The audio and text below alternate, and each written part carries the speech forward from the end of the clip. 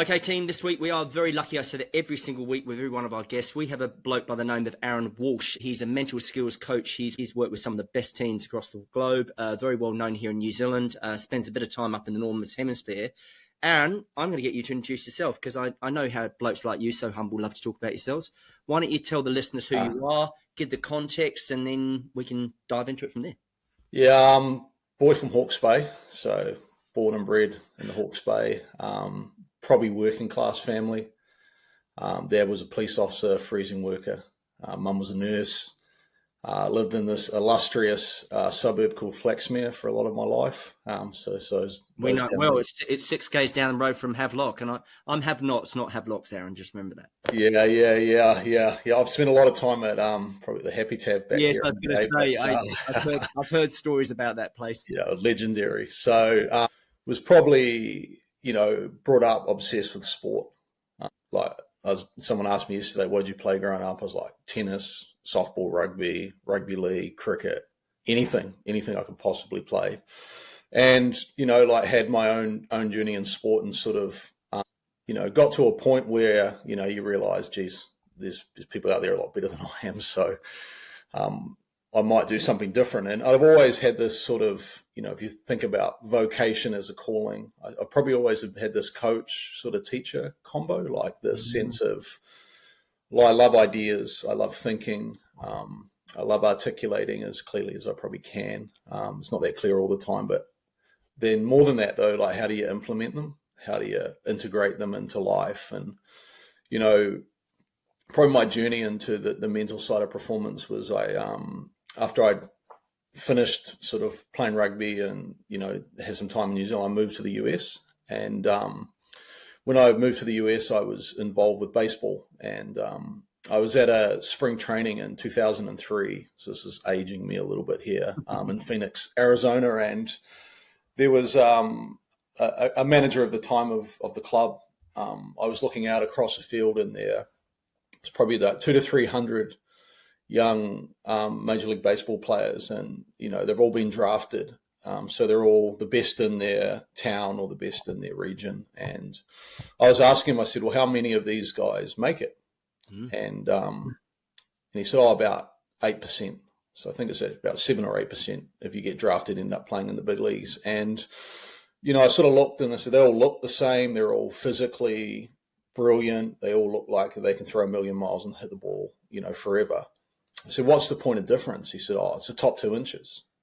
I said, what do you do about that? And he said, nothing, and walked away. And this is 20 years ago now. So the whole idea back then of a sports psychologist was weird. Like, this is someone. I thought you guys go and get peanut oil like Anoka Gilbert and stuff. Yeah. They were actually a little bit more open back then. But so it sort of just led me on this fascination around, I call it the 10% of performance. So the 90% of performance is, can you do it physically? Do you have the skill set required, whatever that job or role or task might be?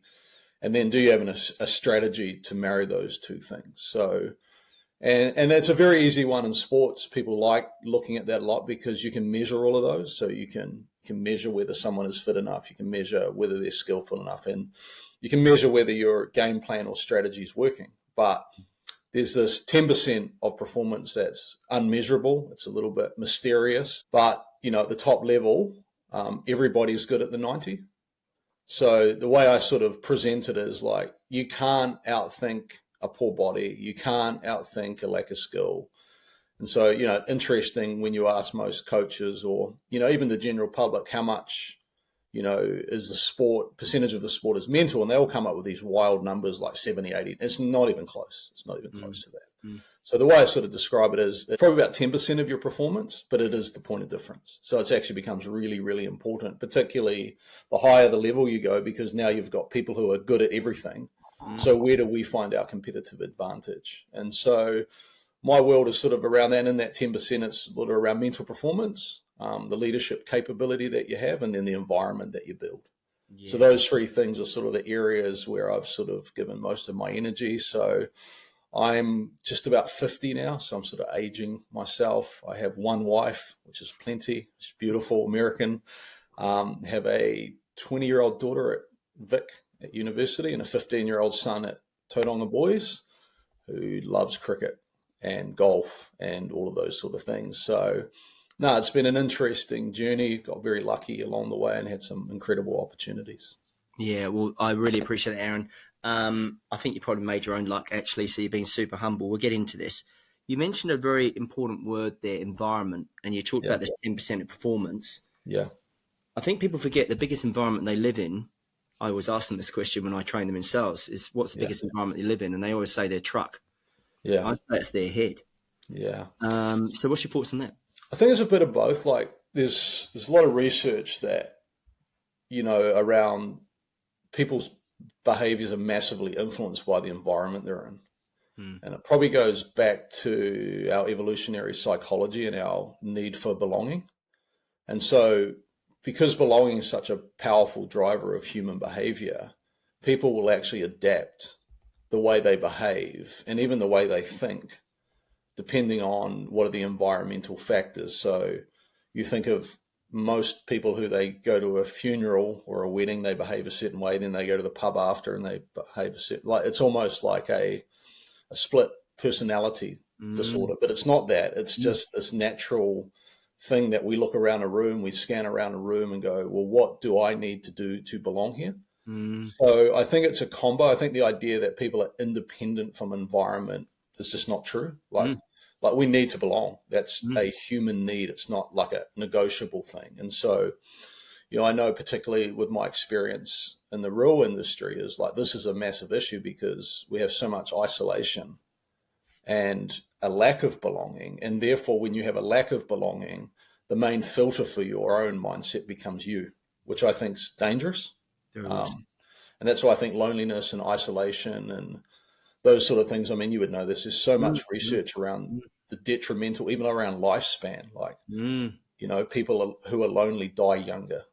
People who are isolated get sick more. We know definitely with mental health, it's a significant issue. So, I do think you have to control your own thoughts. You have to have a process around what you want to be focusing on and how you go about that. But at the same time, if I put a player in a team, they're going to adapt at times the way they think. And that can be positive and negative. So it's not just negative. It's not just that they become someone they don't want to be, but sometimes they are sucked up into the momentum of an environment that actually changes the way they think and they become more confident, they become more determined. So it's not just negative outcomes from the environment. I think there's incredibly positive outcomes. And I remember as a young fellow, my mum used to quote me this thing all the time, and she used to say, show me your friends and I'll show you your future. And, and I think there's something to be said in that. Well, I think there's actually science to that. You're the product of the 5 people you spend most time with. Jim Rohn, who was Tony Robbins' guy, talked about it. You also talked about a beautiful word there because our brains are biologically wired to belong because it's a survival mechanism back to caveman, amygdala days. That's a beautiful book. You probably read it, Belonging by Owen Eastwood as well. It's one of my best friends. So, what an amazing book. I've read it. I've had been very fortunate to speak to him weekly for about 10 years. And wow, aren't you lucky? Because he's had a huge influence on me, obviously. Yeah, well, show me your friends, I'll show you your future. If you've got Owen Eastwood as one of your friends, you're doing very well. So, what I wanted to talk next about is, how do you go about with the athletes that you train and you coach and mentor about how you get them to process their thoughts or take control of their narrative in very different situations? Because obviously they find themselves in different environments, and your job is to obviously get them to, as highly paid professionals, whatever sport it is. How do you go about that? Tell us. I think I'm probably quite systematic because often in the mental side of performance, there's a bit of a danger that tools replace foundations. So we have things like, we'll give this guy breathing, or, they might do some meditation, or I never would start there. So I have sort of a framework that I've worked off as like a hierarchy. So it'd be grow yourself first, grow your mindset, then grow under pressure. And so the foundations around grow yourself. So like with an athlete, I'd ask them 5 questions. So why do you play the game? So I want to understand a little bit about what their motivational pathways are. what they enjoy about the sport. And there's always various answers, from I just love being with my mates to this is a way to provide for my family, or there's not one answer. Then what are you trying to accomplish? So that's your aspirations. And so to me, that's like, you hop in a car and, people think goals are old fashioned. I quite enjoy them, because the reality is if you jumped in a car and didn't put anything in your maps and you're trying to get from Tauranga to Whitianga, for example, you don't know where you're going. And the danger is you end up driving around your neighborhood and going nowhere. Yeah. And then the opposite of that is, the next one, which is how are you going to get there, which is a little bit around your planning and your awareness of what areas you need to develop. And so to me, that's like the directions. So if all you had is a goal, but no directions, you get lost. Yeah. And so if you have a goal without a system, you get lost. And so that would be the third one, would be how you're going to get there. Then the fourth one would be when are you going to do the work? So that's about ownership to me. Like, do you have self-management? Do you know how to own your time and your energy? Because you can have a really good plan, you can have a really good goal or destination, but if you don't know how to own the way your life works and create a system, I'm a big fan of James Clear. Yeah, Atomic Habits, like, anyone can win once, but to win a lot, you have to have a system. And then the final thing I'd ask them is who. So it's twofold. Is who do you want to be? So that's about the identity of the athlete. And then who's in your circle. So, for example, for a rugby player in 3 years, between 18 and 21, they might have 9 different coaches. So who are you listening to? Who's supporting you? And so that to me is the foundation. That would be the grow yourself. So once you got that in place, then I would move into your mindset, which is just very, very simple about mindset. It's probably just one of two extremes. So do you see yourself as competent and the game is an opportunity to express yourself? Or do you see yourself as an imposter and the game is where you get exposed? And so just a simple, like, where do you sit in that? And then we need to grow you way more towards, how do we develop trust in your ability? What evidence have you got through your preparation? They're all the mindset stuff. And then finally, it's grow under pressure. But I found that the stuff, if you get this first 2 layers right, the third one becomes really manageable. So you know who you are, you've got a good system in place, you know where you're going, you've got good support, you've got the right mindset. Now pressure becomes something you actually begin to invite and embrace and go towards. If you don't have any of those foundations in place, apologies to all the Instagram people, breathing is not going to help you. It's not even it might settle you down for 30 seconds, but you still haven't built anything that would sustain any level of performance. Yeah. It's a house on sand, isn't it, really? Very so much. You're growing yourself. You've got this framework. You're growing yourself. And once you've got those foundations in place, and you're growing the mindset, which sounds a lot like the fixed growth mindset of Carol Dweck, a little bit different, because I would include in that, which she does, but I think that, there's a few other things that I would probably go into a bit deeper. I'm just giving you the basic, like, like anti-fragile, for example, as a concept of, what's your relationship like with adversity and suffering? So that would be so if you're a professional athlete in a contact sport, the average career is 4.3 years. So you're going to have adversity mainly and the main things for athletes are injuries and non-selection. Yeah. So they're the 2 major ones they face. Yeah. And forgive me, Aaron, it's so fascinating to have guys like you on the show, because, you're synthesizing from your own experiences, your players over the decades that you've done this and all the different things. So when I'm dropping in names, it's lovely that you're picking up on that. So we're growing ourselves, growing our mindset. And then the third stage again, give it to us again. Grow under pressure. So what skills? So my like, people go, what are you trying to do in your work? I think it's very simple. I'm trying to help people deliver their best when it matters the most. So most people have I call it the gap between capability and delivery. Love it. So we see this all the time, where you have people who train and prepare really well, and then they've still got a gap. So we still have to do work in that space. Like, it's not like you ignore it, but what you've got to do is understand that there's times where these people go, I now can't manage this moment. So we've got to help them manage the moment. And all dealing with pressure is managing moments, right? Yeah. So it's managing moment after moment. So, for someone, in your world, it's something's broken down on the farm, or, like it's, you've had, you might have a disease go through some of your herd. Like, there are moments, like how you respond in those moments is a massive determiner of how the next moment goes. Mm. And I think, to jump in there, that's from a farmer's perspective, but in our world around, you've got a really big deal. You're dealing with procurement, or you've got a corporate farm in front of you, and what I love about what you're doing there is the power of the questions that you're asking. Yeah. I think great coaches ask great questions, but in that situation, I love the manage the moment concept. It's just fascinating. Yeah. Well, that's all it is at the end of the day, is like, if you manage moments of pressure and you navigate through them, because I think it's a bit naive to think everybody will thrive in pressure. Sometimes you don't. Sometimes it gets you. Then you've got to go back and go again. But the idea of, like, if you're in that moment, you're managing that moment, and you've got a strategy for those moments, which is whether that is a breath. This is where the tools can be helpful. Whether it is the ability to get outside, go for a walk and reset in 5 minutes in between conversations, or, whether it's, can you actually, no matter how you feel that day, park that and still perform. Like, they're the moments that you have to manage, which are really normal for most people, but it just gets, I suppose, polarized in a sporting context, because there's so many eyes watching you. Like, if I have a bad moment, it's probably just the wife and the dog who sees that. If Damien McKenzie has a bad moment, everyone sees it. Yeah, 100%. Tell me more love that. Tell me more about these mind gyms, Aaron. Yeah. Can you sort of take people through that concept a wee bit?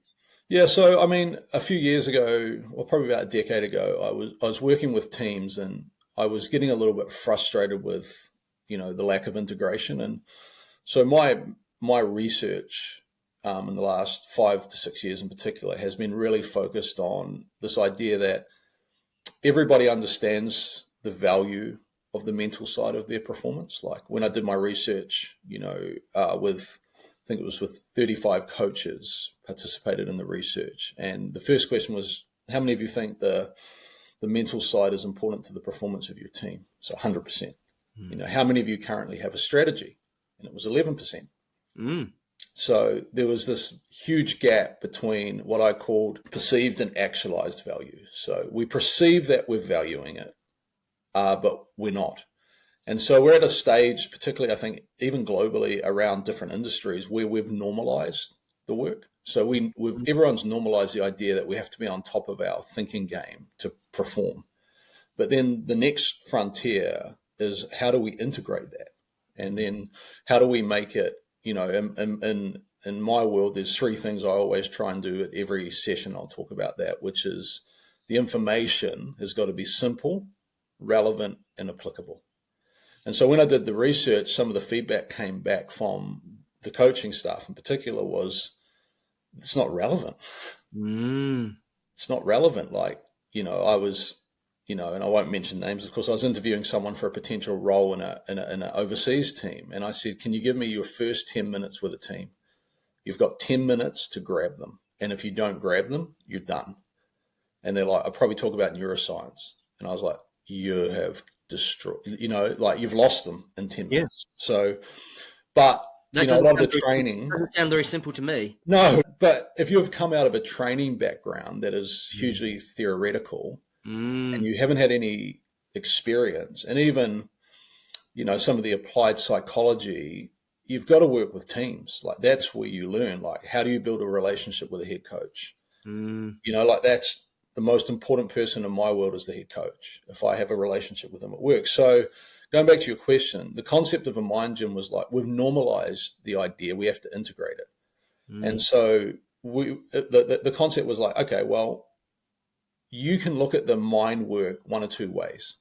You can look at, like, I'm a doctor, or you can look like I'm a trainer. So you only go and see a doctor when you're sick. Yeah. But you see a trainer to stay healthy. And so you don't stop doing weights when you're performing well. You don't stop doing your skill work when you're performing well. So why wouldn't you do your mind work? It shouldn't be determined on how you're performing to engage. And fortunately, I've had some really awesome teams I've worked with who then, we put a mind gym in every single week as part of our preparation, which is the setting of the mindset. It might be a couple of tools that we think are going to be really important for us to be able to perform. I love that. I absolutely love that. And it's around sort of the point around you might be performing, but you only go sick when you go to a doctor. Yeah, The reality to keep your performance up, it's like my sales guys. They go, "Oh, we don't need to sell at the moment because we're selling a ton of tractors." yeah, Well, when the market shits itself yeah. and sitting on a ton of inventory in the yard, they go, "Oh shit, we need to reach out and get some training." It's like training is not a one-off event; No. it's a continual commitment. You know that better than anyone else, right? But I think in the particularly in the psychology world, it's viewed as a deficit model. Yeah. So Tell me more about that. I'm really intrigued about that. I'm curious yeah, about that. Why is it a deficit model? because it's been characterized as something for people that aren't doing well. Mm. So you go see a psychiatrist or you go to a counselor when things are wrong. As opposed to when things are right. Yeah, well, it becomes part of what you do, not Mm. just what you have to do. Mm. Mm. And so I think there's a lot of people who have probably been brought up in that generation, particularly if they're a little bit older. Like, Mm. I'm just about 50, but even my parents' generation, Yeah, they'd be shaking their head what do going, you go "What see the are you shrink for? talking What's about?" wrong with Yeah, you? yeah, You know, exactly. It's go a and have a beer and you'll feel better. And yeah, where I actually think we've got a huge opportunity because I think most of the guys under 40 in particular, they don't think that way. yeah, They want to be healthy mentally, and they understand like mental health has got the prominence of mental health now is so much more than even 10 years ago. So, I think we just have to adjust the perception. So, luckily here in New Zealand, particularly in rugby, which I've worked in a lot, we've had 20 years of this stuff. So no one looks at me like, what are you doing here? You're here to help us get better at what we do and help us to be better performers. And you hold a part of our performance that we need to be on top of if we want to be at our best. yeah. Beautiful. There's so much I want to talk to you about, and I know we'll respect your time. How do you build belief in a player that's had a knockback or has had a slump? They're in a funk. They've had a rough time. They're hitting a bad patch. What are you doing to help them? Because I really love the gap between capability and delivery. And the fact they can trust I'm glad themselves. you said belief. I don't like the word confidence. Belief, I actually like the word trust more. Mm, Yeah, so how do you build trust? Because basically what you're trying to do is build trust in yourself. 100%. And the byproduct of trust in yourself, you believe in your ability. Yeah. So, like for example, for the player, I would say for you to trust yourself on Saturday, explain to me what you need to do between Monday and Friday. Love it. Do you look where they spend their time? Because I'd noticed, I've been paying attention Yeah. when you had your Sky Sport Arena docker Yeah. that you've been kindly sharing with us all generously on LinkedIn. Yeah. Anton Leonard Brown came down to you and he pulled out his book and I freeze the frame Yeah. because it was all highlighted. Yeah. No. Yeah. Everything like, so when we go back to that foundational question, when are you going to do the work? That's what it looks like. Yeah. And he From color, an elite guy. yeah. And he color codes. Yeah. We had it color coded like work, rest, recovery. So the whole week is pretty much lined out. And that went back to that first question. What do you need to do to feel ready to go? And I love how you ask him the question. You don't tell him, and he's accountable for his own performance. Yeah, because I don't know what he needs. I do, there's some basics, but, like the rhythm of his own life. Like some guys need more family time, more social time. I think he likes to play golf, so that's a really good getaway for him. So everyone's balance is a little bit different. So some people perform better when they're quite immersed in something. Some people need mental breaks. So it's all depending on what the athlete needs. Yeah. And then like my role, like going back to what we were talking about before, is really simple. I'm a Sherpa, pretty much. So these players have got an Everest that they want to climb. And, when I think about a Sherpa, I've read a lot about the Himalayas, and they basically have three roles, which is knowledge, tools, and support. So like if you're climbing Everest and it's over 31 degrees and you're just about to go through the Kumu ice fall, a Sherpa will go, we're not going up today. That's good knowledge to have. Yeah. It's going to melt. Yeah. And so some players just need knowledge. They just need things to be able to say, hey, by the way, this is something that you might want to think about. And then just like a Sherpa, other days they need tools. Like a Sherpa might go, we're going to camp 2 to camp 3. You're going to need to take your crampons and your ice pack, and we're going to stay overnight, so make sure. So that's just tools. And then probably the biggest one, I think, is support. So, just like someone climbing Everest gets to Camp 2 and is completely overwhelmed and they're looking up going, how will I ever get there? You just have to put an arm around them and say, we're going to Camp 3 tomorrow. We'll worry about the summit later. And so, that's sort of my philosophy of coaching is my job. And as you get older, I don't have any Everest that I want to climb. I'm sure I've got some personal things, but they're not the days of wanting to conquer the world are probably over. Yeah, you get your satisfaction from seeing others achieve their Everest. Massively. And that's where, shining eyes. Yeah, exactly. There's a brilliant book called The Second Mountain, which talks about this, which is, your first mountain, and I'd be guilty of this, is driven by ambition and achievement and, what you can obtain and, your social status, your perception of others. And, then there's normally a valley experience for everyone. So everyone has this sort of valley experience. And for each person, it's a little bit different. But that valley allows you to reassess, or you might actually get to the top of the mountain and go, oh, it's not as good as I thought here. And then the second mountain is about your legacy, about joy through others' achievements and fulfillment you get by watching other people do what they are created to do. So, as I've probably got older in coaching, I've hopefully shifted more towards that second mountain mindset of a Sherpa. Okay, I don't have to get up to the top. My reward's not being on Everest. My reward is seeing you on Everest. Yeah.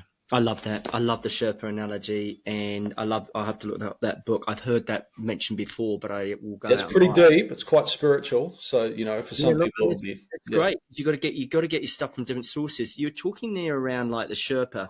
There are sales managers listening to this podcast going, "This guy's good. I'm liking what he's hearing."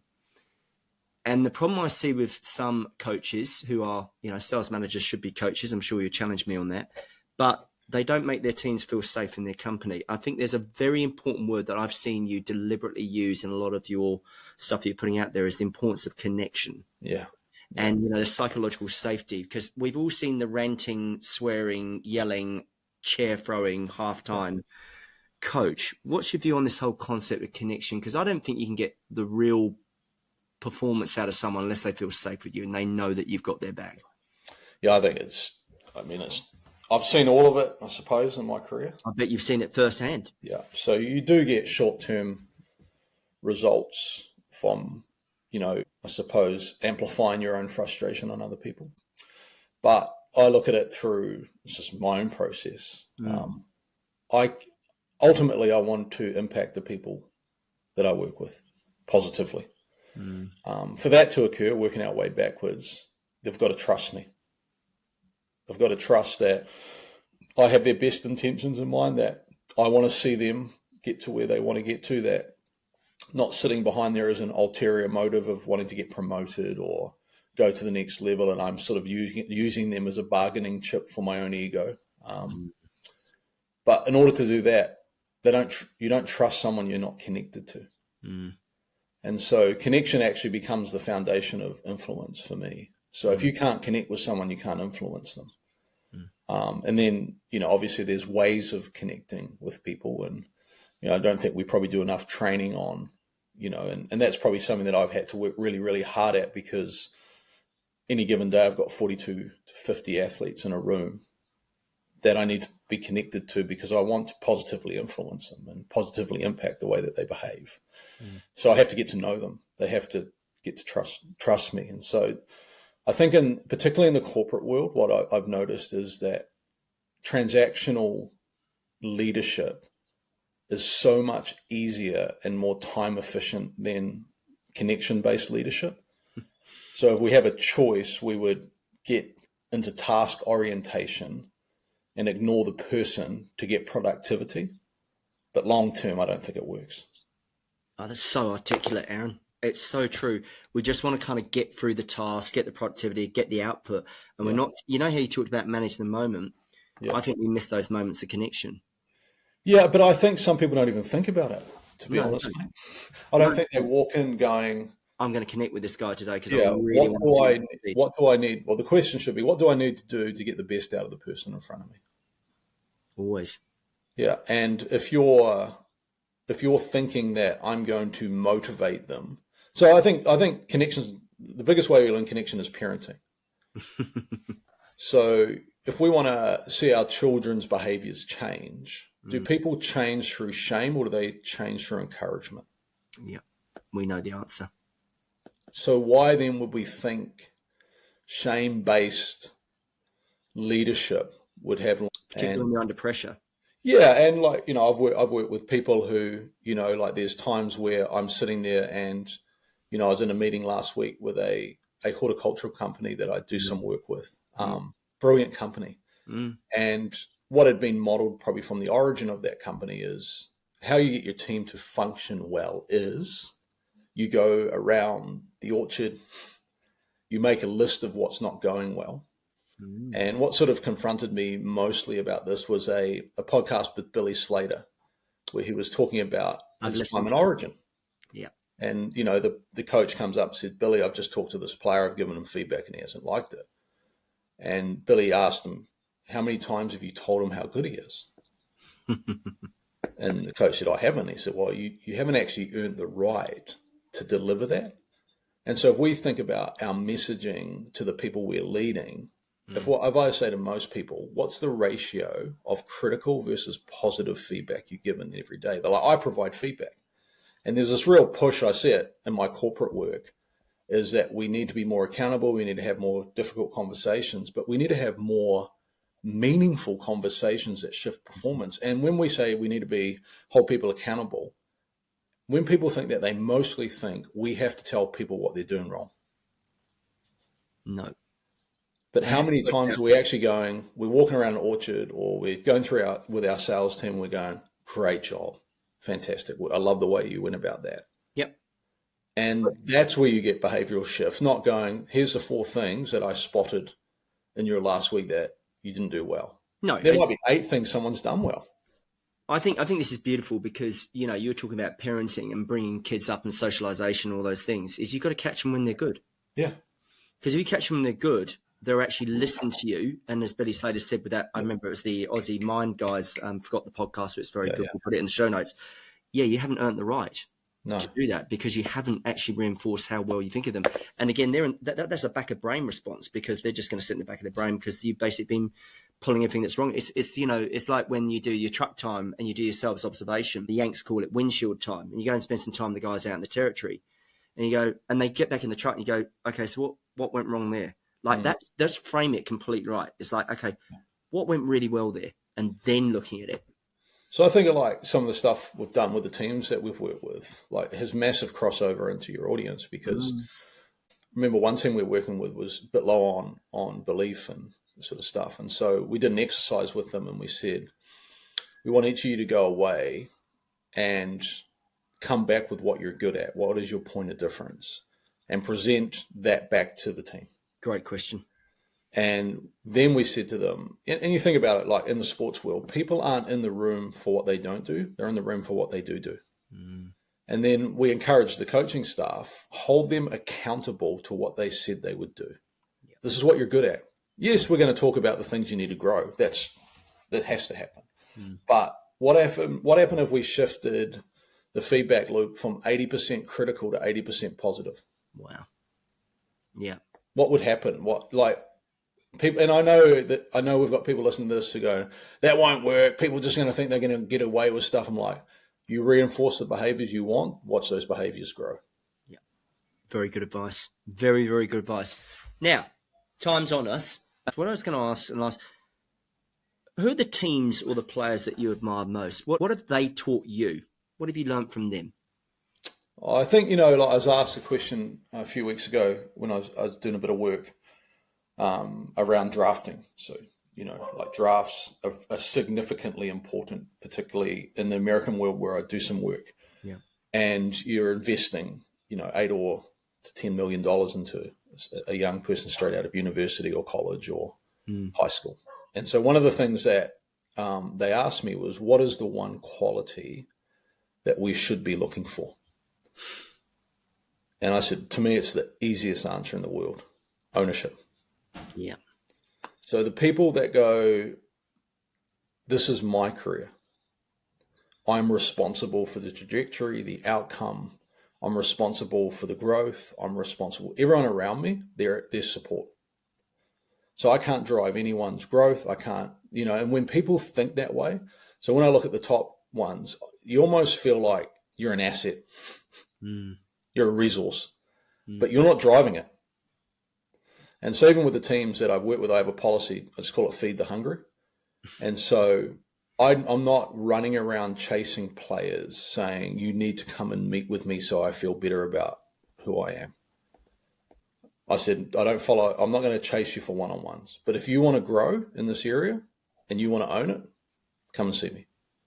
And, you get way better uptake than trying to force people to come and see me. I love that. I'm going to have to nick that, mate, because that's so good. Feed the hungry. So I don't want to waste my time creating appetite. I want to feed those who already have one.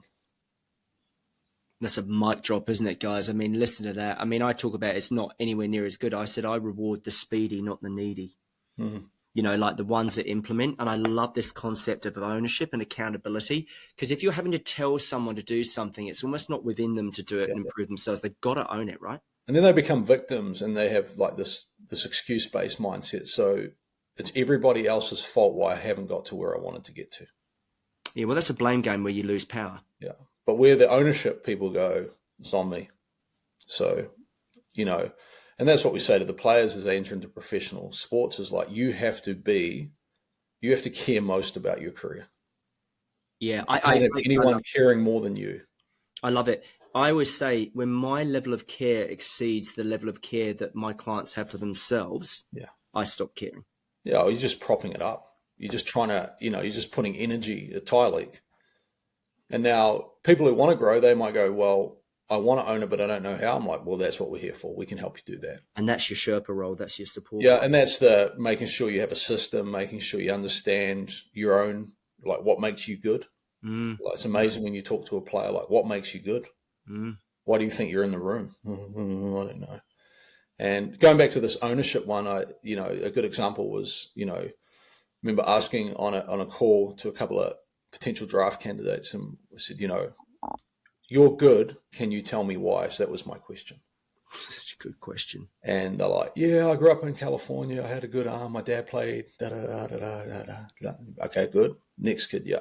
This is what I do every week. I was like, draft him. Yeah. Because if you don't know why you're good, how do we have any guarantee of consistent performance in the future? So that's ownership to me. It's ownership. You know why you're good. You know what works. So even for someone like us, like I should know these are the core things I do every week, every day that put me at my best. These are the trip up points that I just need to avoid. Yep. These are the conversations in here that I need to avoid. These are the conversations in here that I need to be having. These are the things that I need to be focusing on. But I don't think often people are students of their own self, or become know themselves well enough to go, at my best, this is what I do to ensure that happens. Because if you don't have a system, then you're vulnerable to the waves of life which happen. Yep. You'll be bobbing around in the ocean and be part of someone else's plan because you don't have one for yourself. Yeah, absolutely. And then it just becomes reactionary rather than strategic in the way that you live. I couldn't agree more. Tell me, who are the players that you have admired or respected working with and supporting the most? Who are the ones that... There's so many. Yeah, there's so many. I know you can't play favourites, but who are the ones that maybe just you've been so proud of their development? I think I mentioned on LinkedIn a few weeks ago, Sam Kane to me is at the very top of my list. What makes him so special? You've had this privilege of working with him. Authenticity. Yeah, just you know what you're getting every day. Consistency. So when you think about building trust, going back to this conversation, I reckon the anchor of trust is consistency. So if people don't know what they're getting every day, they're on alert. Yeah, 100%. And then they're worrying about all of that sort of stuff. So, someone like Sam is incredibly consistent, incredibly genuine, incredibly caring, and tough as you'll ever meet. But all of those things, and I think someone that hasn't tried to adapt himself to the environment to be someone he's not, just was very comfortable in his own skin And I think, numerous people have said that over the last few weeks as he's got up I've to seen 100 that. tests. Seen a lot of. I was there in Wellington when I saw it. It was fantastic. He's And very impressive, very impressive. well, he's also got a farming background. Excuse my bias. He comes from Yeah. Reservoir, and his parents are on a deer farm as well. And I think that helps hugely. If you could pick a team that you have coached and supported a head coach, what's the team that you've enjoyed or learnt the most from that journey with? Oh, easy, Chiefs. I love the Chiefs. Yeah. Tell me more. I love the ethos of the environment. I love the connection to the community. I love the identity. I think it's, I love the consistency that's happened in the last 5 years. Like, I think the last 5 years, it's been, from a winning percentage, the most successful Chiefs team. Haven't won a final, but that day will come. I just love that team. I don't know. It's probably something spiritual as well, of the connection. I was there when we were at our worst. So I remember we lost 11 games in a row back in 20 and 21. That would have been challenging. Yeah, but it was through COVID. It was sort of a weird period of time. Yeah, so it wasn't normal, normal times. And then just being part of that journey of seeing the team get to where it's got to in the last, and watching, your greatest joy by far is watching the kids become All Blacks. Oh, that's the greatest thing in the world. When you see like a Wallace Satiti or someone like that just come through and something special. Tupu Vai, Sam Penifi now, Wallace played so well. Cortez Radama, like all those kids, you feel like they're your own, and I think that's probably the joy of it when you see them go to the next level, and you're like, wow. So, I love being part of the Chiefs. It's been an incredible part of my own journey, and I think Clayton, who's the head coach, has taught me a lot around identity and consistency and being true to who we are, and it's a beautiful team to work for, and a team that I think no matter how long I work there or not work there, I always love that team. Yeah, I can hear that. Tell me about the Northern Hemisphere.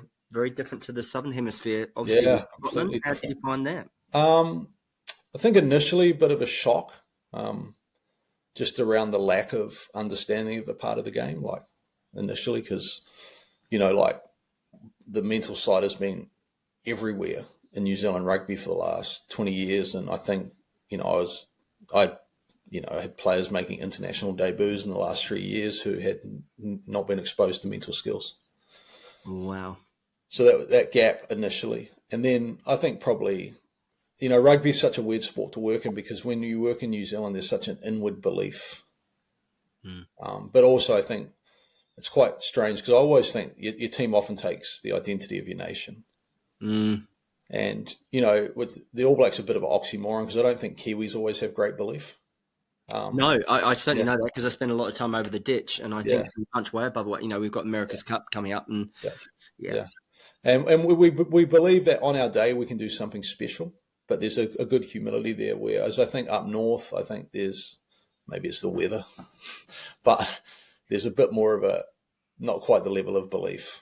I've watched Scotland, and I'm sure you've had parts too of it. I watched Six Nations, because I didn't tell you I'm a POM. You understand? Yeah. So the Calcutta Cup's been good. Last 4 years. Yeah, exactly. And I've seen that team grow in a lot of belief, and I'm sure you've had a part to do with it. Tell me what rugby can learn from the other teams that you train. You obviously talk about the States, finishing there, there are other teams and other sports and other codes that you teach in this very specialist area. What could rugby learn from those sports, particularly from the Americans, perhaps? Yeah, I think it's so different. It's so hard to compare them. Baseball. Yeah, and also the American sports, they have the resource to look at everything. There is no stone that's left unturned because of the resources available.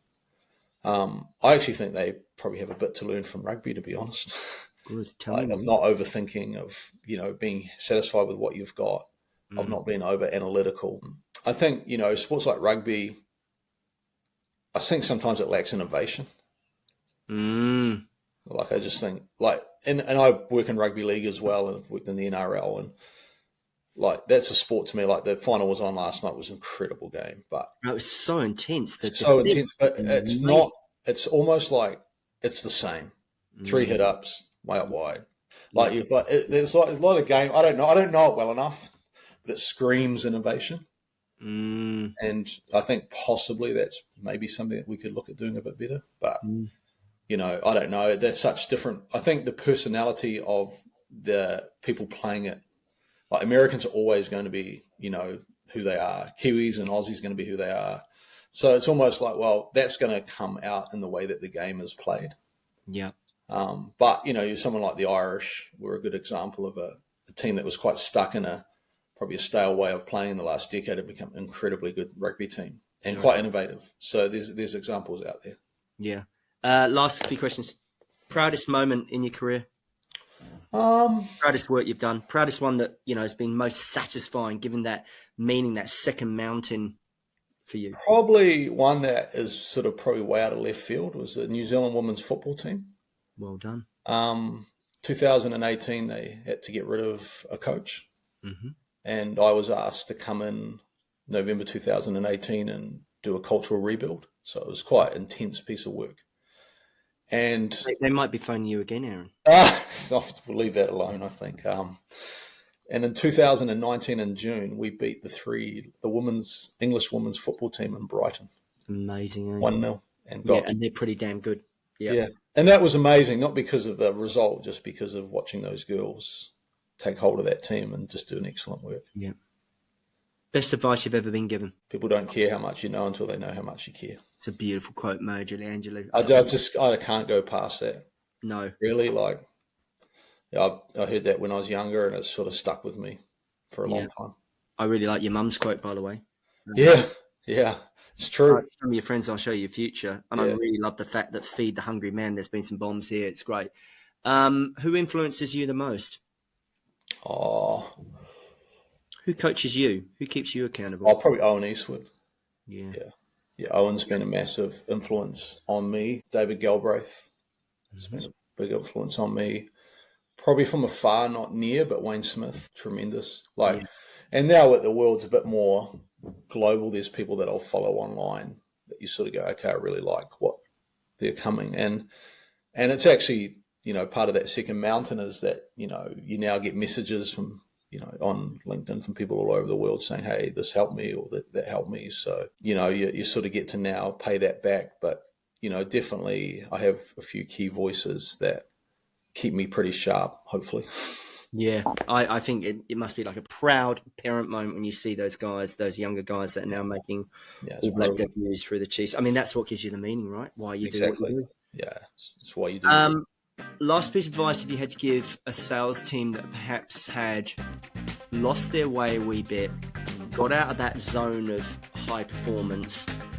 We know the rural sector, both sides of the Tassie at the moment, harder commodities, inputs, interest rates, all those things. What would your advice be to them to get them back in that zone? I know that's a very loaded question. I would be massive on what are your non-outcome success measures? Say that again so they hear you. So what are your non-outcome success measures? So if your measure of success is only linked to outcome, how do you have consistency? So for example, I have 42 players a week in a Super Rugby squad. 23 get selected. So what's a successful week for the other 19? For a rugby player, this is human nature. If you put in effort, you expect reward. Yeah. So for a rugby player, the reward is selection. So if you don't get that, and you don't have a non-outcome success measure that makes you proud, because you need to feel proud, you need some sort of reward. Yeah. So, we talk about the man in the mirror. So on Friday night, regardless of selection, can you look at that man and be proud of that man? So to me, that's a great non-outcome success. I can do that every week. On a Friday night, when I put the tools down for the week, can I be proud of that man? And what do I need to do during that week to be proud of that man that has nothing to do with outcome? That is great advice. That is great advice. Well, look, my man, Aaron, I have loved what you're putting out there. You've been super generous here. Thank you. My goodness, there's some good stuff in here. I could talk to you for absolute hours. I wish you very well. Thank you, mate. Let's keep in touch. Now that I know you're happy to have Flaxmere boys, I think I know all your homework. I know what you're about. Yeah, probably. But thank you, Aaron, and thank you for the generosity of what you share. I think this is an episode people got to listen to again because there's so much you jammed in here. it's enormously grateful for your time, mate. You know, the knowledge that you're sharing with us here will hugely help a lot of people. Brilliant. Hope so. It'll be good. All right, Aaron, you go well, my man. Thank you so much.